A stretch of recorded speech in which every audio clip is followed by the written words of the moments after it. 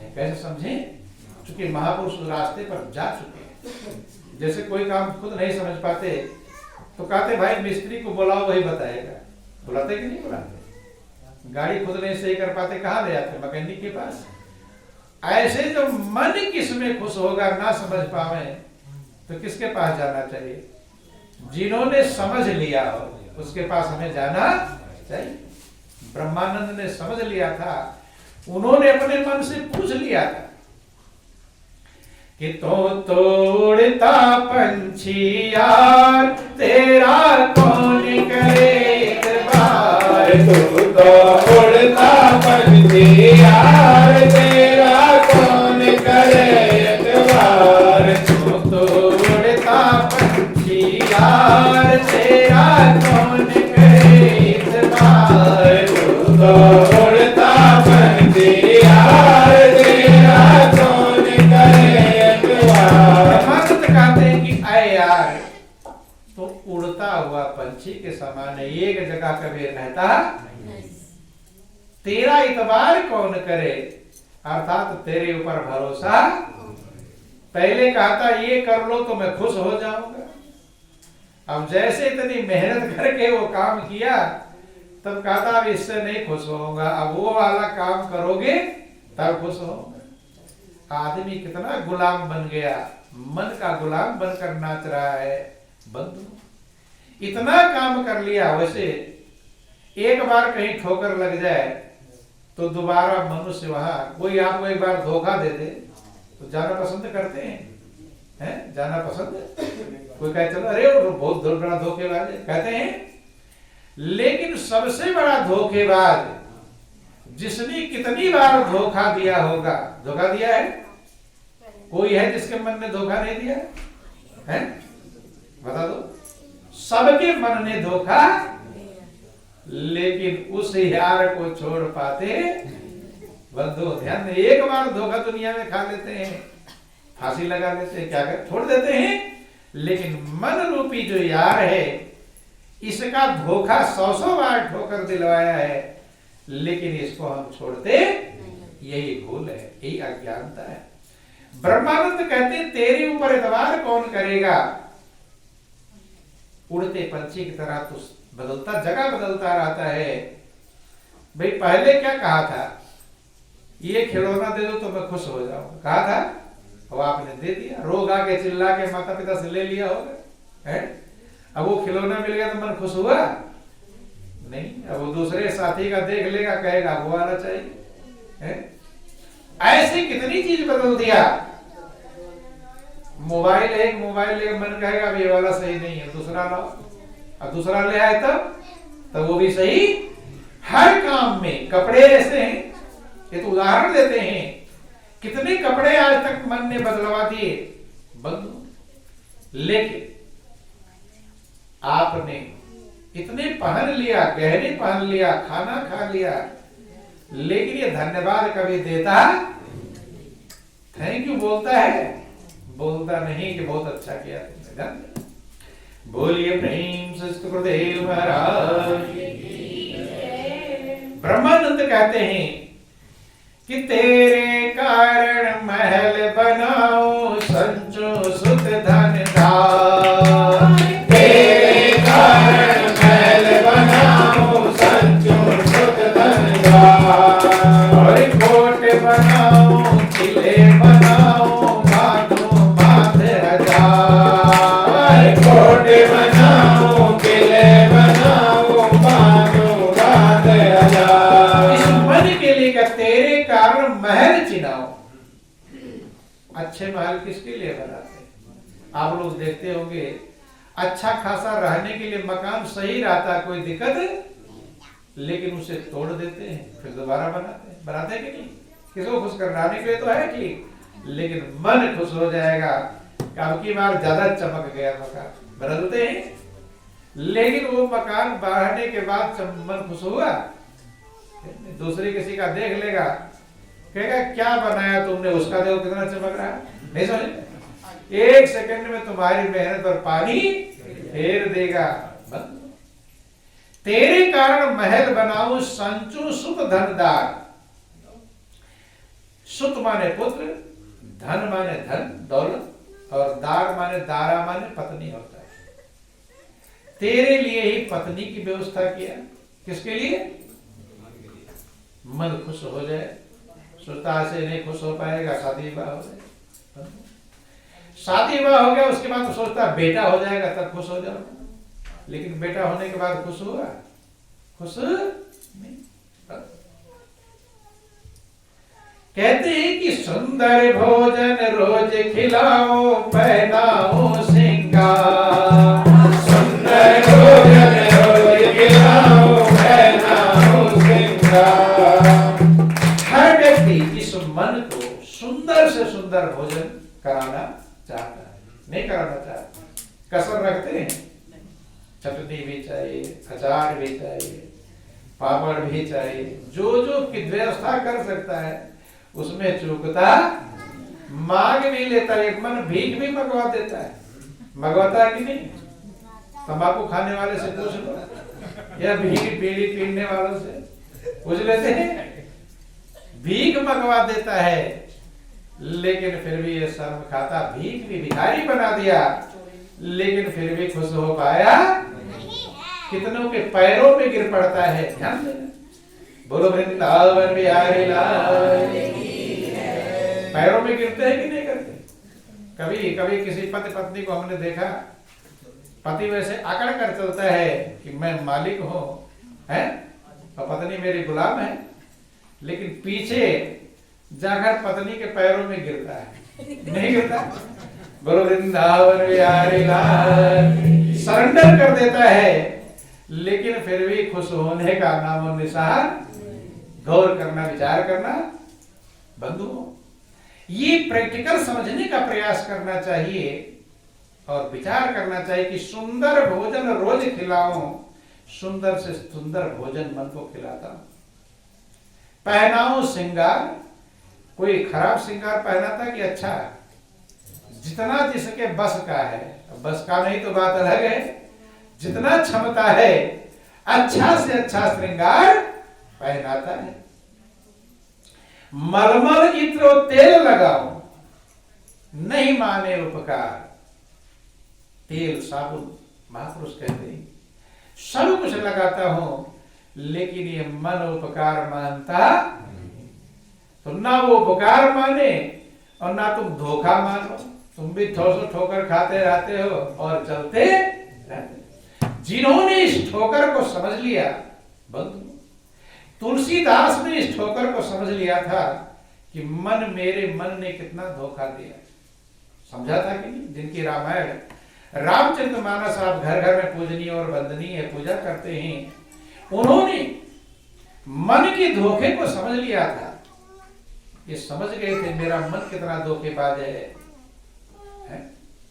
पत्नी से मिलने के लिए अंधेरी रात में, है, तैरना भी नहीं आता, मुर्दे पर सवार करवा दिया। करवाया कि नहीं करवाया? किसने करवाया? किसने? मन ही तो कहा कि चलो, है। पत्नी चली गई मायके, शाम को आया, देखा तो देखा कि घर में पत्नी दिखाई नहीं पड़ रही। आजकल की तरह तो व्यवस्थाएं नहीं थी, फोन कर लो, ये कर लो। पहले व्यवस्थाएं, पहले तो किसी से पूछ भी नहीं सकते पत्नी कहाँ गई हुई, वो भी बेइज्जती हो जाए। नहीं, लोग कहेंगे देखो पत्नी को पूछ रहा है, नहीं सुन। पहले की व्यवस्थाएं अजीब गरीब थी, कुछ नहीं देखा, इधर उधर कहीं नहीं दिखाई पड़ी। बंद। कल धीरे धीरे पता चल गया कि मायके से उसके कोई आया था, लिवा कर चला गया। बंद। तुलसीदास के मन में विचार किया कि अब पत्नी के बिना कैसे रहूंगा। सब लोग रात में जब खाना खाकर सो गए तो तुलसीदास पत्नी के मन ने कहा उठ जाओ, अब सो मत, नींद नहीं आएगी। क्या नहीं आएगी? उठा दिया और चला दिया। कहा? ससुराल की तरफ, पत्नी से बंद।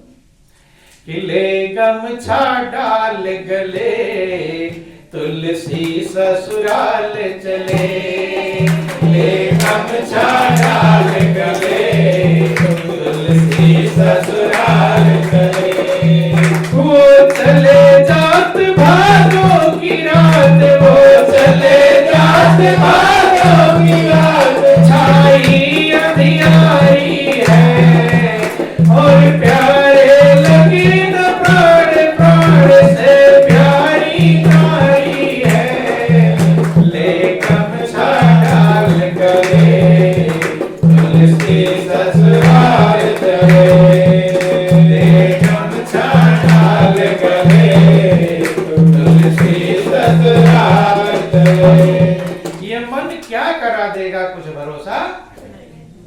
कर देते हैं। धीरे से दरवाजा खोला, जब सब लोग सो गए, चल दिया। भादों का महीना था, घनघोर अंधेरी रात छाई हुई थी, बारिश हो रही थी। क्या हो रही थी? लेकिन मन जब कह देता है तो मनुष्य संकटों को गिनता कि वो वर्षा हो रही भारी, हाँ भारी, वो वर्षा हो रही भारी, हाँ भारी, भेजे चढ़ गई तुलसी के वो नारी, चढ़ गई तुलसी के वो नारी। कहाँ चढ़ गई? दिमाग भेजा, मैंने दिमाग में, मन में और कुछ सूझ नहीं रहा, बस एक चीज दिखाई पड़ रही पर कि भीगो है कांत वो दिल से पाँव, भीगो है कांत वो दिल से पाँव, पर ठंड करारी है और प्यारे लगे न प्राण प्राण से प्यारी नारी है। ले गमछा डाल गले तुलसी ससुराल चले, ले गमछा डाल गले तुलसी ससुराल चले। भीग गए हैं, ठंड कपकपा रहे हैं, लेकिन मन लौटने के लिए कहा, मन कहा चल चल चल, और मन कह देगा चल तो मनुष्य मजबूर है, क्योंकि गुलाम है किसका? मन का। बंद। किनारे पहुंच जाते हैं, जमुना की तेज धार बह रही थी, और बरसात में तो नाले भी नदी का रूप धारण करके बहते हैं, नदी तो नदी है। और संजोग की बात, तुलसीदास को तैरना भी नहीं, तैरना आता हो तो हिम्मत करता, लेकिन आता ही नहीं, फिर नदी में कैसे कूदे? और जब मनुष्य के पास उपाय नहीं होता तो क्या करते हैं? प्रभु को मनाते हैं। किसको मनाते हैं? अपना बस जब दिखाई पड़ता, मना रहे देवता पितर की, हे प्रभु, हे देवता, हे देवी, जो भी, कि किसी तरह कोई उपाय मिल जाए पार जाने का। संजोग की बात, कोई मुर्दा बहता हुआ आ रहा था, लेकिन तुलसीदास उसे क्या समझे? ना। क्यों समझा मालूम? कि जब मनुष्य किसी आवेग में होता है तो उसकी बुद्धि पर पर्दा डल जाता है, बुद्धि सही बता पाती, निर्णय सही नहीं कर पाता। आवेग, महापुरुष कहते हैं, ये मनुष्य के दुख का कारण है। काम है, क्रोध है, लोभ है, मोह है, अहंकार, कामना के आवेग में है तुलसीदास। जैसे अपना प्रैक्टिकल समझना, कभी खूब क्रोध आपको आ जाए, खूब क्रोध, तो आप क्या पटकेंगे, क्या तोड़ेंगे, किसका नुकसान करेंगे, इसका कोई हिसाब रहेगा? बुद्धि हिसाब लगाती है। उस समय तो पता नहीं, क्या बाद में कहते हैं, अरे क्या करे, उस समय तो बहुत गुस्सा लग गया था। कहते हैं गुस्सा लगा था, बिगड़ गया, मोबाइल पटक दिया, बेटे को पटक दिया।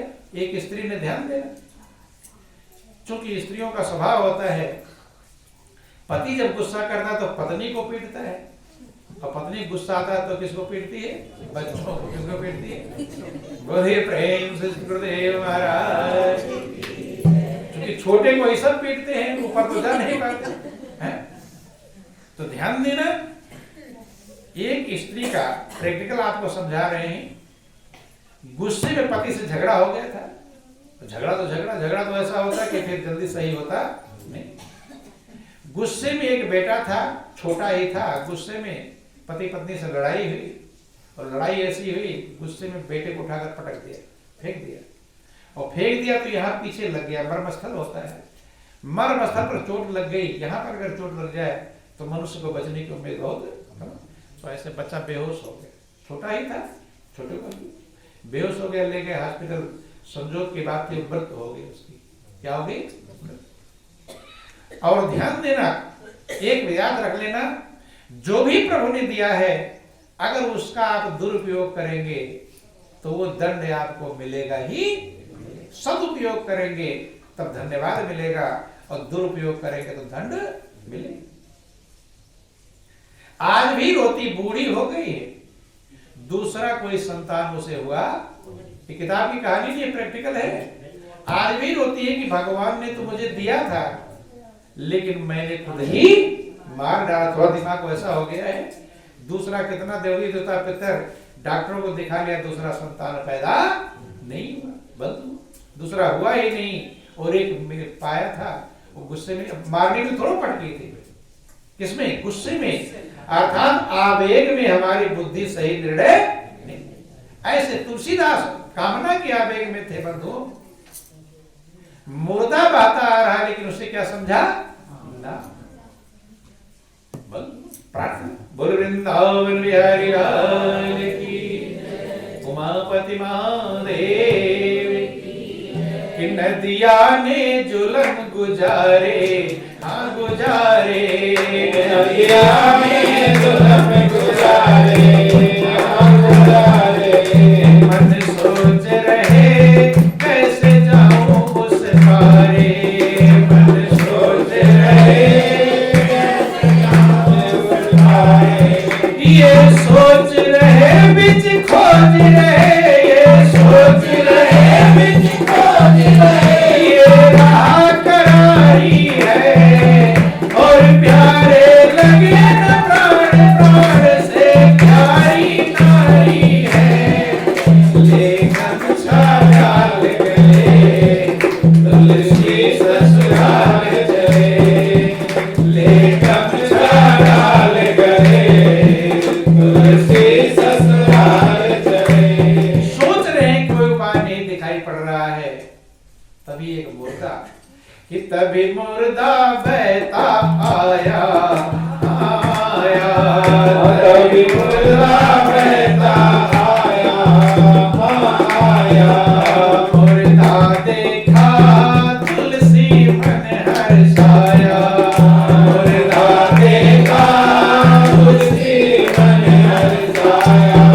पहुंचे हैं पास भेजी है लाश, पहुंचे हैं पास भेजी है लाश। बस करी सवारी है और प्यारे लगे न प्राण, प्राण से प्यारी नारी है।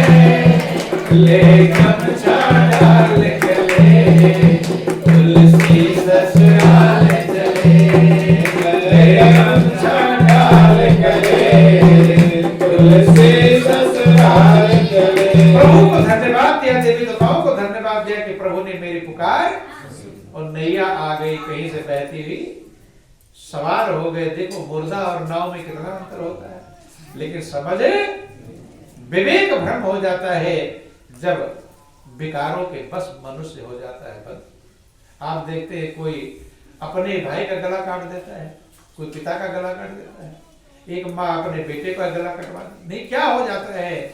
चूंकि आवेग में मनुष्य के विवेक पर पर्दा छा जाता है। बस सवार हो गए, तैरना भी नहीं आता, अब मुर्दे पर सवार होकर पार उतरता है, लेकिन संजोग की बात कैसे भी हाथ पैर मारा, उस पार बाबू के पहुंच गया। लेकिन मन अभी भी लौटने के लिए मन कहता है कि अब इसको नैया को लाओ बांध दो, झाड़ झंकार नदी किनारे होता है। चूंकि पत्नी से रात को ही मिलकर घर वापस आ जाना है, कोई जान ना पावे, चोरी का काम है, बंद बांध दिया, चल देते हैं। चूंकि ज्यादा पहली बार इस शादी में गए ससुराल, तो घर भी खोजने में दिक्कत लगी, कुत्ते भी दौड़ाए इधर से उधर भव होकर, नहीं क्योंकि कुत्ते पहचान जाते हैं अपरिचित है या परिचय वाला, दौड़ाया, ढूंढा, घर मिल गया। आवाज लगाते हैं कि घर पर जाकर हंकारे, हंकारे, घर पर जाकर हंकारे, हंकारे। वहाँ कौन सुने हो रहे बंद किवाड़े, वहाँ कौन सुने हो रहे बंद किवाड़े। समझी थी रास लिया पकड़ सांप, समझी थी रास लिया पकड़ सांप, चढ़ गए अटारी है और प्यारे लगे न प्राण, प्राण से प्यारी नारी है। ले गमछा डाल गले तुलसी ससुराल चले, ले गमछा डाल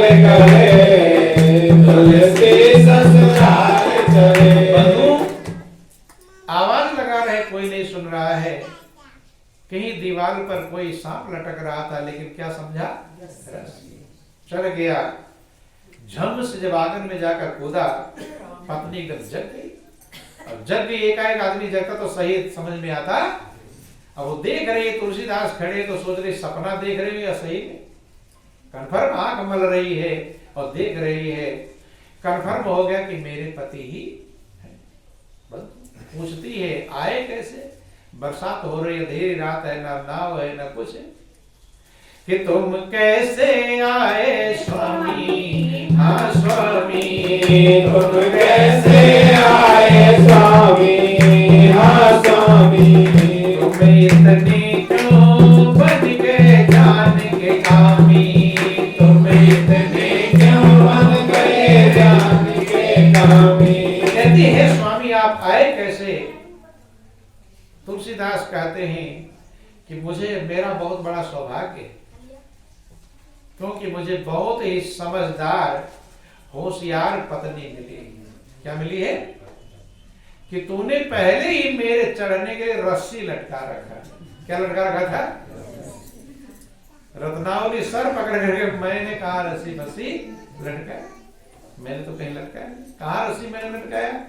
अंधेरा था, ले गई दीपक, जब देखा तो वो काला नाग था। क्या था? एकदम चौंक गए। तुलसीदास पर भी असर पड़ा और रत्नावली पर भी असर। बंधुओं, दो प्रकार के लोग होते, एक स्वार्थी एक परमार्थी। तुलसीदास की पत्नी स्वार्थी नहीं थी। अगर स्वार्थी होती तो बड़ी खुश होती कि मेरा पति मुझसे बहुत प्रेम करता है, मुझसे मिलने के लिए आ गया। लेकिन वो परमार्थ की थी, ज्ञानी थी। उसने विचार किया कि ये जीव कितनी अज्ञानता में, कितना भटका हुआ है, किस दिशा में जाना चाहिए था, किस दिशा में जा। बंधु समझाने का प्रयास करती है, चूंकि ज्ञानी का यही कार्य है। अगर कुछ हमने समझा है तो हमारा कर्तव्य है दूसरे को रास्ता दिखाना। बंधु यही सबसे बड़ा काम है। परहित सरिस धर्म नहीं भाई। तुलसीदास की पत्नी रत्नावली कितनी महान वो नारी है, पावन है और पवित्र है, जिसने तुलसीदास जैसे को तुलसीदास बना दिया। बनाया कि नहीं बनाया? बंधुओं गौर करना। यद्यपि सभी की स्त्रियां फटकार लगाती है, या कोई होगा जिसकी स्त्री फटकार न लगाई हो कभी?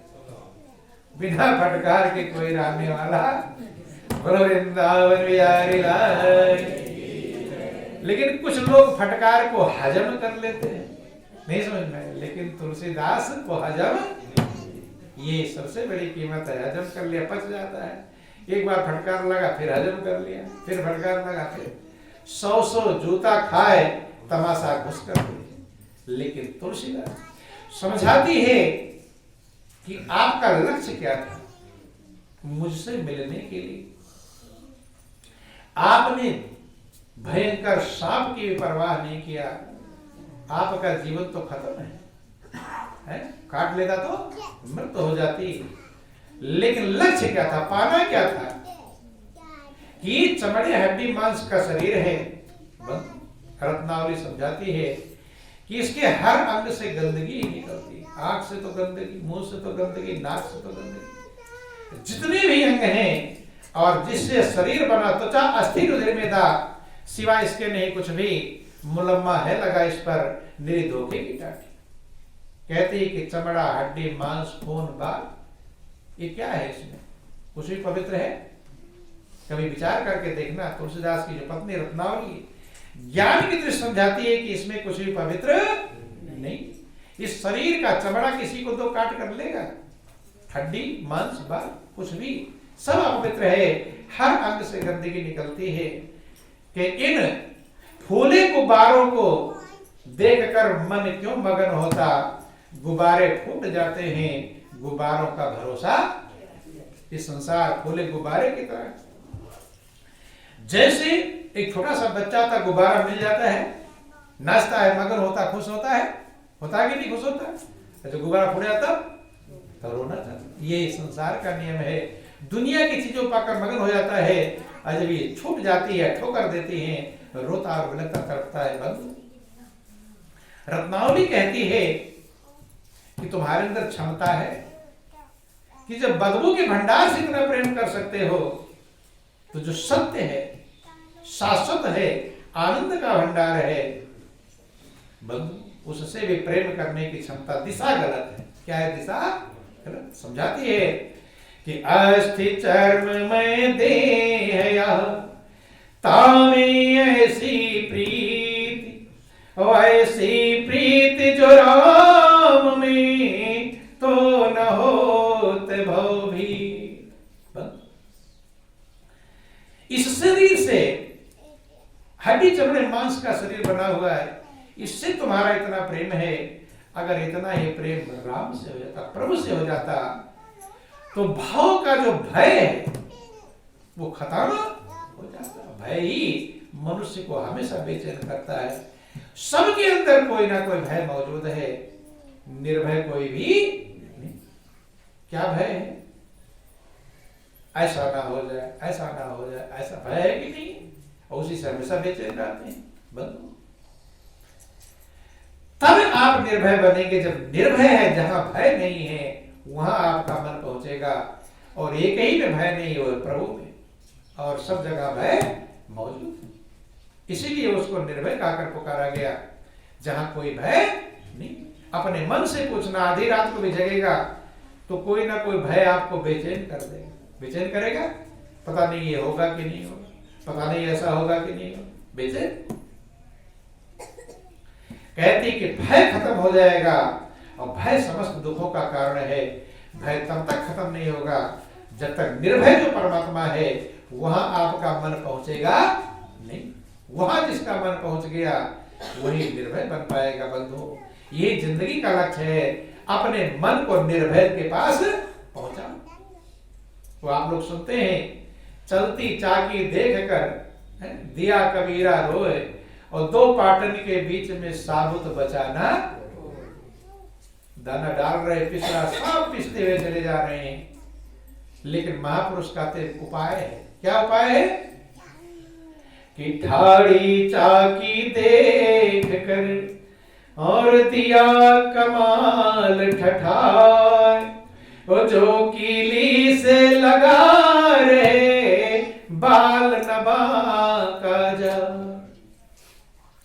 जब चक्की का पाट खड़ा किया गया तब कबीर के बेटे कमाल ने देखा कि सब दाने तो पिस गए हैं, लेकिन जो दाना कील के पास पहुंच गया है वो पिसा।